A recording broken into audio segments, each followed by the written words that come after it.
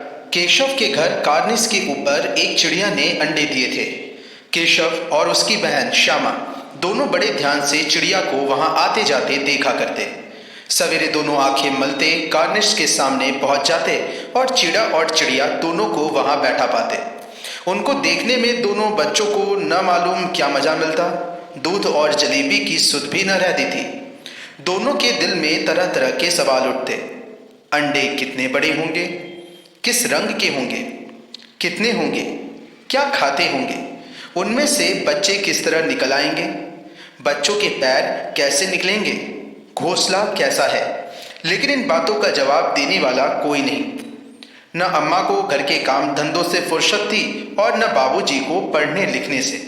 दोनों बच्चे आपस में ही सवाल जवाब करके अपने दिल को तसल्ली दे लिया करते थे। श्यामा कहती, क्यों भैया, बच्चे निकल फुर्र से उड़ जाएंगे। केशव विद्वान जैसे गर्व से कहता, नहीं री पगली, पहले पर निकलेंगे, बगैर परों के बेचारे कैसे उड़ेंगे। श्यामा, बच्चों को क्या खिलाएगी बेचारी। केशव इन पिजेता सवालों का जवाब कुछ न दे सकता था। इस तरह 3-4 दिन गुजर गए। दोनों बच्चों की जिज्ञासा दिन दिन बढ़ती जाती थी। अंडों को देखने के लिए वे अधीर हो उठते थे। उन्होंने अनुमान लगाया कि अब जरूर बच्चे निकल आए होंगे। बच्चों के चारे का सवाल अब उनके सामने आ खड़ा हुआ।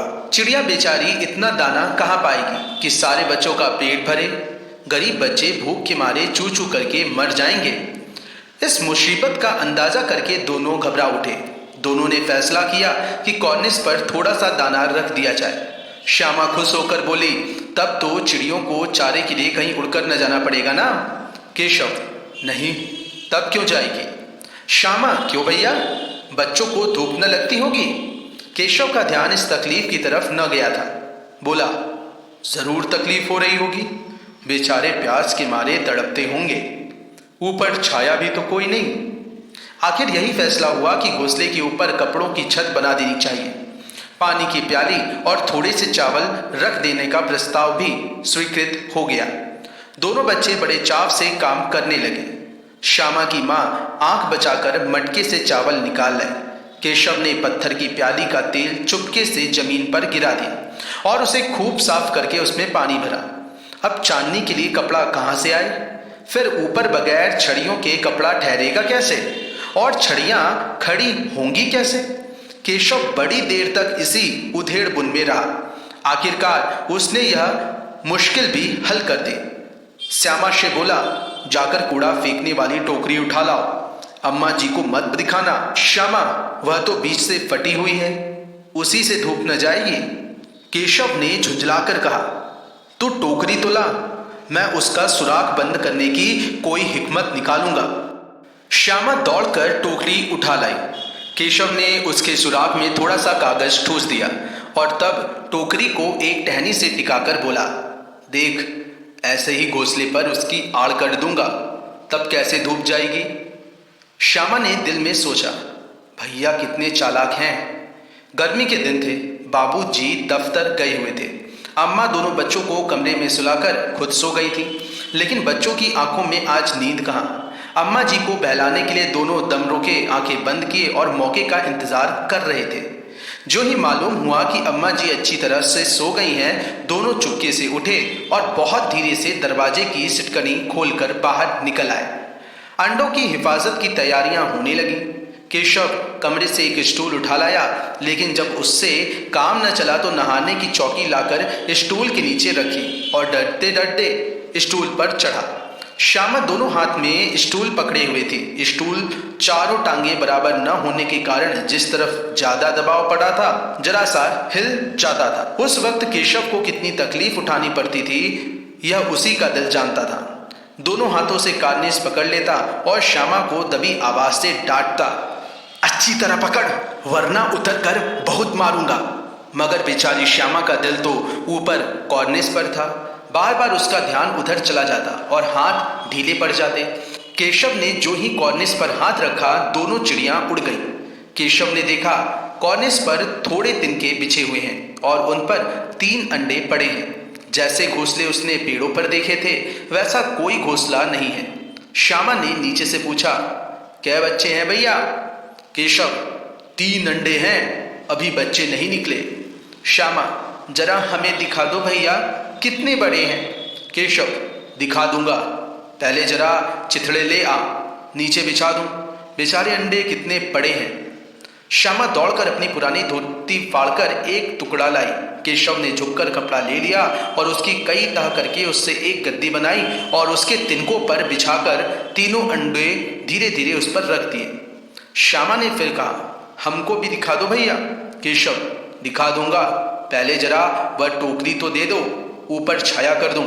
श्यामा ने टोकरी नीचे से थमा दी और बोली, अब तुम उतर जाओ, मैं भी तो देखूं। श्यामा ने टोकरी को एक टहनी से टिकाकर कहा, जा दाना और पानी की प्याली ले आ, मैं उतर आऊं तो तुझे दिखा दूंगा। श्यामा प्याली और चावल भी लाई। केशव ने टोकरी के नीचे दोनों चीजें रख दी और आहिस्ता से उतर आया। श्यामा ने गिड़गिड़ाकर कहा, अब हमको भी चढ़ा दो भैया। केशव, तू गिर पड़ेगी। श्यामा, न गिरूंगी भैया, तुम नीचे से पकड़े रहना। केशव, न भैया, कहीं तू गिरा पड़ी तो अम्मा जी मेरी चटनी ही कर डालेंगी, कहेंगी कि तूने ही चढ़ाया था, क्या करेगी देखकर। अब अंडे बड़े आराम से हैं, जब बच्चे निकलेंगे तो उनको पालेंगे। दोनों चिड़िया बार बार कॉर्निस पर आती थीं और बगैर बैठे ही उड़ जाती थीं।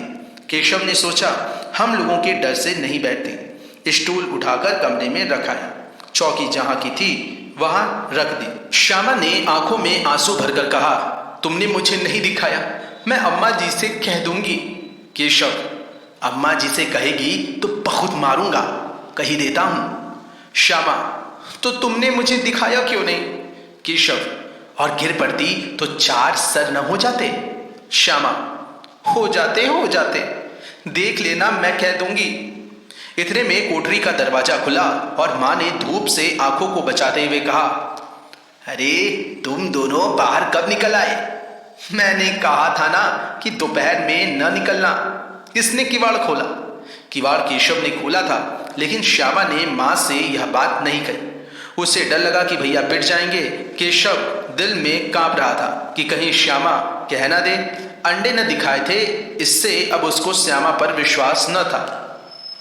श्यामा सिर्फ मोहब्बत के मारे चुप थी या कसूर में हिस्सेदार होने की वजह से इसका फैसला नहीं किया जा सकता। शायद दोनों ही बातें थी।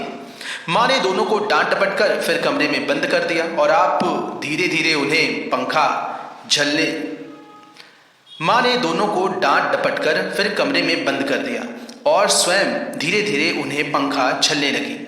अभी सिर्फ 2 बजे थे, बाहर तेज लू चल रही थी। अब दोनों बच्चों को नींद आ गई थी। 4 बजे यकायक श्यामा की नींद खुली। किवाड़ खुले हुए थे। वह दौड़ी हुई कार्निस के पास आई और ऊपर की तरफ ताकने लगी। टोकरी का पता न था, संयोग से उसकी नजर नीचे गई और वह उल्टे पांव दौड़ती हुई कमरे में जाकर जोर से बोली, भैया अंडे तो नीचे पड़े हैं, बच्चे उड़ गए। केशव घबराकर उठा और दौड़ा हुआ बाहर आया तो क्या देखता है कि तीनों अंडे नीचे टूटे पड़े हैं और उनमें कोई चूने की सी चीज बाहर निकल आई है। पानी की प्याली भी एक तरफ टूटी पड़ी है। उसके चेहरे का रंग उड़ गया। सहमी हुई आंखों से जमीन की तरफ देखने लगा। श्यामा ने पूछा, बच्चे कहाँ उड़ गए भैया। केशव ने करुण स्वर में कहा, अंडे तो फूट गए। श्यामा, और बच्चे कहाँ गए। केशव, तेरे सर में देखती नहीं है, अंडों में से उजला उजला पानी निकल आया है, वही 2-4 दिनों में बच्चे बन जाते। मां ने सोटी हाथ में लिए हुए पूछा, तुम दोनों वहां धूप में क्या कर रहे हो। श्यामा ने कहा, अम्मा जी चिड़ियों के अंडे टूट पड़े हैं। मां ने आकर टूटे हुए अंडों को देखा और गुस्से से बोली, तुम लोगों ने अंडों को छुआ होगा। अब तो श्यामा को भैया पर जरा भी तरस न आया। उसी ने शायद अंडों को इस तरह रख दिया कि वह नीचे गिर पड़े। इसकी उसे सजा मिलनी चाहिए। बोली, इन्होंने अंडों को छेड़ा था अम्मा जी। मां ने केशव से पूछा, क्यों रे। केशव भीगी बिल्ली बन खड़ा रहा। मां, तू वहां पहुंचा कैसे। श्यामा, चौकी पर स्टूल लगकर चढ़े अम्मा जी। केशव, तू स्टूल थामे नहीं खड़ी थी। श्यामा, तुम्ही ने तो कहा था। मां, तू इतना बड़ा हुआ तुझे अभी इतना भी नहीं मालूम कि छूने से चिड़ियों के अंडे गंदे हो जाते हैं? चिड़िया फिर उन्हें नहीं सेती। श्यामा ने डरे डरे पूछा, तो क्या चिड़िया ने अंडे गिरा दिए हैं माँ जी? माँ, और क्या करती? केशव के सिर इसका पाप पड़ेगा। हाय हाय, 3 जाने ले ली दुष्ट ने।